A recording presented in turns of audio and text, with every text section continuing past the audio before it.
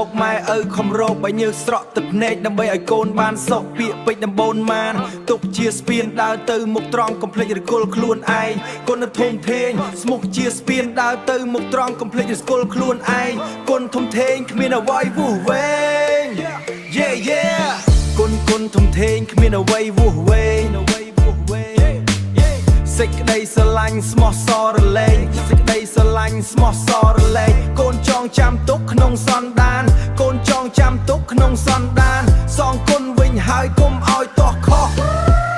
យេម៉ាសួស្តីដល់អ្នកមានគុណទាំងទ្វេអ្នកដែលបីបំថែសាកូនរត់ថ្ងៃគុណធ្ងន់ដូចភ្នំខ្ពស់ត្រដែតចាំបីបំដល់កន្ធំដឹងដែរចិនចាំបីបំដល់កន្ធំដឹងក្តីគុណរបស់អម្ដាយថ្លៃលើអ្វីកូនសូមតបស្នងសូមគុណវិញកូនសូមតបស្នងសូមគុណវិញថែរក្សាអ្នកទាំងពីរឲ្យបានសុខាពេលកូនធំហើយកូនយល់គ្រប់យ៉ាងការលះបង់របស់ម៉ែឪគ្មានដែនកំណត់កូនសន្យាថានឹងខំប្រឹងរៀនធ្វើជាកូនល្អតាមពាក្យអ្នកព្រានសន្តានចិត្តល្អកតញ្ញូចំពោះអ្នកមានគុណមិនអាចបំភ្លេចបានឡើយកូនដឹងច្បាស់ថាគ្មានអ្នកណាស្មើនឹងក្តីស្រឡាញ់របស់ម៉ែឪទេ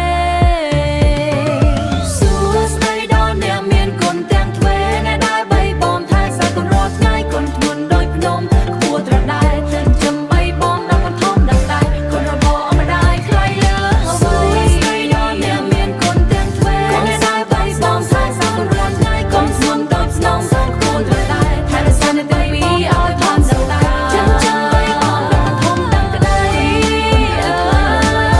គុណរបស់អម្ដាយថ្លៃលើអ្វីកូនសូមតបស្នងសូមគុណវិញកូនសូមតបស្នងសូមគុណវិញថែរក្សាអ្នកទាំងពីរឲ្យបានសុខា Yeah yeah តាំងពីដើមមកម៉ែឪខំរកបើញើសស្រក់ទឹកភ្នែកដើម្បីឲ្យកូនបានសុខពាក្យពេចន៍ដំបូនបានទុកជាស្ពានដើរទៅមុខត្រង់កុំភ្លេចរគល់ខ្លួនឯងកូននៅធំធេងស្មុគជាស្ពានដើរទៅមុខត្រង់កុំភ្លេចរគល់ខ្លួនឯងកូនធំធេងគ្មានអ្វីវោះវែង Yeah yeah កូនធំធេងគ្មានអ្វីវោះវែងសេចក្តីស្រឡាញ់ស្មោះសររលែងសេចក្តីស្រឡាញ់ស្មោះសររលែងកូនចងចាំទុកក្នុងសន្តានកូនចងចាំទុកក្នុងសន្តានសងគុណវិញហើយកុំឲ្យទាស់ខុស